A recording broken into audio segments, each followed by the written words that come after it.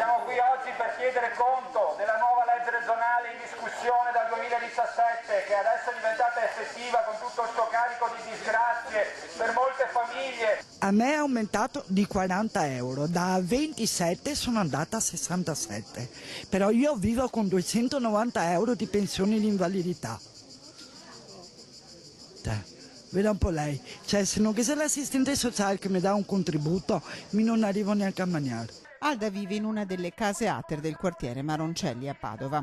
È qui davanti con la DL Cobas per far sentire la sua voce e quella dei tanti anziani che nel suo quartiere abitano preoccupati.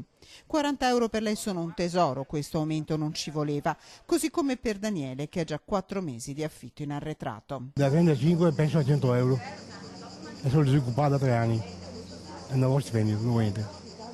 Vive da solo? Ho un'amica che mi aiuta, ma io purtroppo cosa può fare? Con bottega e mi tocca arrangiarmi. Alla Guizza vive invece Cesarina. Da 2,40 a 5,88. Io vivo lì dal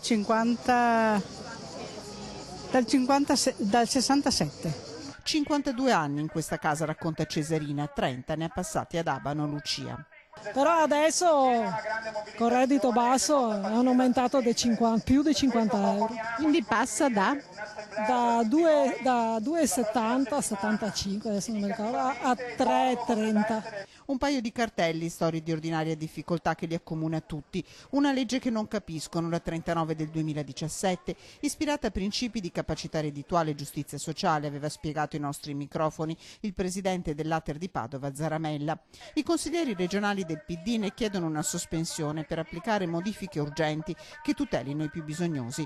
Intanto i cittadini raccontano, con l'Ater difficile parlare. C'è la guardia giurata che fa entrare solo le persone che hanno preso appuntamento col numero verde, che quando chiami o non ti rispondono.